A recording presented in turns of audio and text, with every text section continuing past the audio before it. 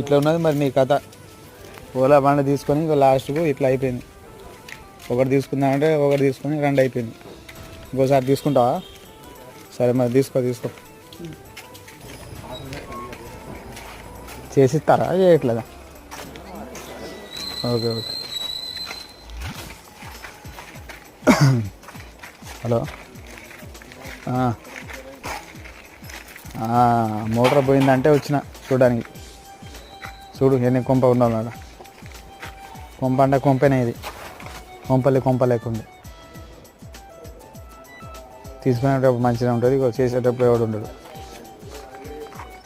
ఎన్ని ఉన్నాయి అది. సరే అటు పోయేది బండి